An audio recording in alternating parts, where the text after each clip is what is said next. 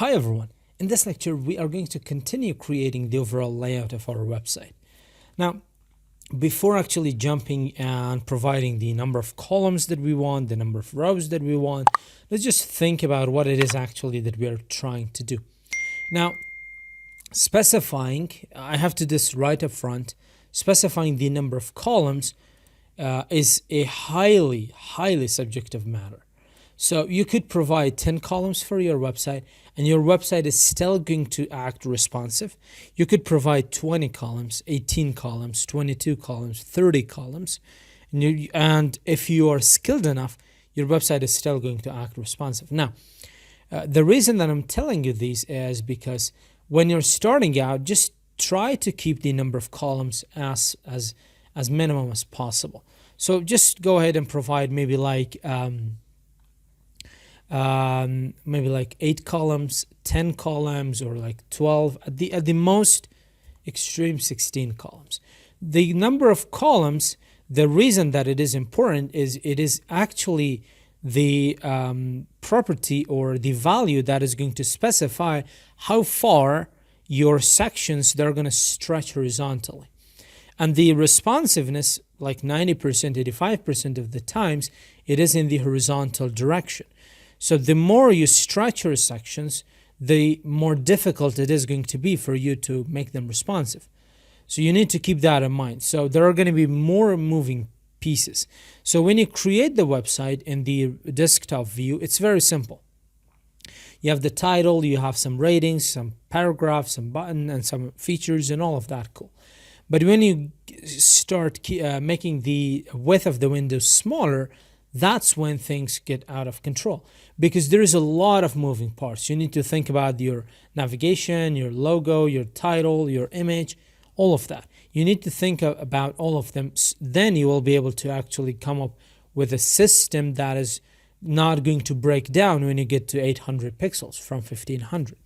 So I myself, I don't really like having a lot of columns. That means that there are so many more things that could get out of hand, and I don't really like that. And I don't want to just go ahead and just impart upon you that you have to have 16 columns. No, this is a highly subjective matter, meaning it is a preference. Do you want to have 8 columns? That's okay. Do you want to even have 4 columns? That is okay. Do you want to have 12 columns? That is okay. So it's something that you need to decide on your own. And you can't decide it without gaining some experience. And you can't gain experience without deciding. It's like that job that you want to apply for and you don't have experience and you need to work at some place to get experience.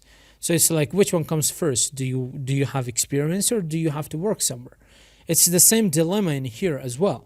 So you need to decide this after you're experienced. But until you are experienced, you need to decide it anyway. So it is something like that.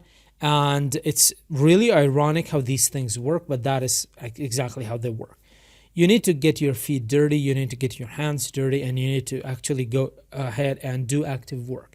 Now, my suggestion for you is if you're a beginner, really beginner, just go ahead and adopt any person's style that you want. There are a lot of tutorials on this platform on YouTube. You can just go ahead and watch a lot of them. There are a lot of extremely talented instructors. And then there is me. And you have to come up with some sort of style. But if this is your first website, you cannot do that. So you need to adopt someone else's style. Just go ahead, work with that. Now, after you have created your 5th website or 3rd website, you are going to think about that style. So you're either going to modify it, you're either going to throw it away completely, or you're just going to go ahead and stick to it because that is a system that you know for sure that it works. Because you know that, okay, Muslim Hilali uses it. It means that it works, so I'm going to use that as well. But along the way, what I want you to do is never fully adopt my system. Just go ahead and at least tweak it by 10%, at least 10%. So again, my suggestion is just go ahead, adopt the style, and then go with that so you can get started with creating websites. After you have created a few websites, then you're going to come up with this idea is going to come to your head, and you're going to know, okay, now this is an issue for me. I don't understand why he does it like this. So I'm going to change it for myself, because this way it doesn't make sense, and my way it actually makes sense. You're going to get to that. So until then, just go ahead and adopt my style. Just work with that, bear with me, and then when you know how things work, then go ahead and dismiss it out of hand and just come up with your own one. Because at the beginning of this journey with development, it's extremely frustrating. Believe me, I say from personal experience. Now, for this one, we are going to have 12 columns. So we have 1, 2, 3, 4, 5, 6, 7, 8, 9, 10, 11, and 12 columns. The number of lines is 13, which means that 13 minus 1, we have 12 columns. Now, 2 of these columns on the left and on the far left and on the far right, they look a little bit different than the rest, which are in the sort of center. That's because they are different. Now, we have talked about how we can name grid column lines. We have talked about that a lot. Now, what I'm going to do is I'm going to name all of these lines. And then we are going to place our items based on these names. It's very simple. So we are going to draw this blueprint through grid template columns and grid template rows. And then we are going to place our items on this layout. That's extremely visual, and it is extremely easy to understand and make our website responsive. So the first line is going to be the start of our container. The last line is going to be the end of our container.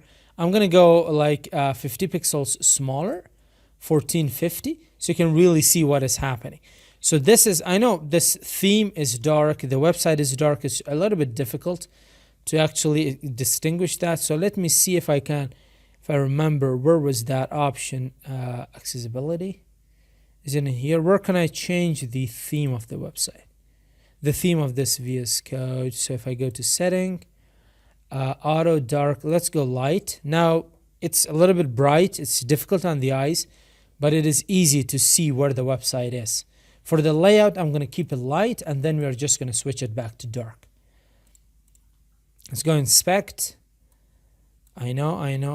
It puts a lot of strain on the eyes, especially when you come from dark. But it is something that I need to show you where the website actually is. So the first line is going to be container start. This last line is going to be container end. The start of this line 2, this is going to be center start. Center start refers to the start of the actual content that we have.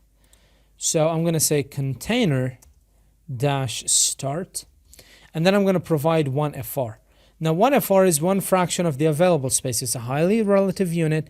The reason, we know what it is, but why did I provide it here is because now this when I create a website, when you create a website and you keep decreasing the width of the window, what you are actually trying to do is trying to maintain the design as much as possible. And when it breaks down, you're going to apply some media queries, or you're going to redesign it for a smaller device. But with 1 FR, what we are actually trying to do is, my screen size is 1530 something. Yours might be different. The way that you can find that out is just go ahead and click on the selector, come to this HTML. Let's just get out of this responsive design mode. And now you can see it says 1519 by 2255. So it's above 1500 pixels. I would say 1500 pixels.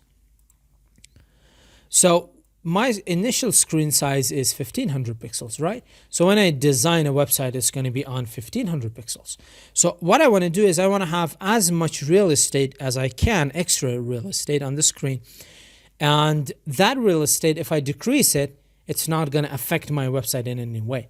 And that's exactly what FR is going to do. So from 1500 pixels all the way to, let's go down to all the way to almost 1100 pixels, I don't have to do anything. So within these 400 pixels of distance, I don't have to provide any media queries, any nothing. So that's something that is a little bit more space that I'm trying to buy for myself. That's why it's 1FR. And I'm going to say, then our center is going to start. So I'm going to say sender start. Now, how many columns do I want for this particular website? I want to have 12 columns. So I'm going to have, the first column was 1FR. The second column is also 1FR at the end. So that's 2 columns. I am left with 10 columns. So I'm going to say 10. And then I'm going to name these columns as well. So the start of the columns are going to be column start. I'm going to say min max. So this is a little bit more responsive, right? So min content, and then what is the maximum size of each content within the center? Now we know 1FR, we can't actually know what it is, but when it comes to 10 columns, how much do we want this to be? Now the question that I get asked a lot from my students is, how do you come up with the size of your container? Now the container is the entire website that you have. It is, again, it's a highly debatable, subjective topic. Again, I'm going to tell you the same thing that I told you about number of columns. It is up to you. So if your screen size for laptop screen size or desktop or PC screen size is small, you don't have 1500 pixels in width, you have maybe like 1000 pixels or 1200. Then you cannot actually take on my style and say, okay, my size is going to be 1500, because then you need to basically zoom out your website, make it larger. Then that is going to create a lot of problems in the responsive department. So what you're going to do is, I'm going to tell you very straightforward. Just go ahead and find out what is the number of pixels that you have in the width, the same way that I just showed you, and try to adopt that. So if it is 1519 pixels, just adopt 1500 pixels. Any value less than 1500 all the way up to 900 is okay. But above 1500 is not okay. Which value you grab, it doesn't really matter. It doesn't matter, as long as you can make your website responsive. So when it is 1500, I can select 1500 for the entire width of my columns, the combined width. Keep that in mind. So 1500, 10 columns, I'm gonna be left with 150 pixels for each column. So you need to do the math on that as well. But for this particular example, I've used 1100 pixels for the width of my website.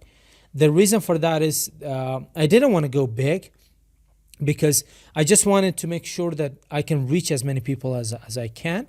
Some of you have smaller laptops, some of you have bigger ones. I just wanted to show you that if it is 1100, you can do it. If it is like 1500, you can do that as well.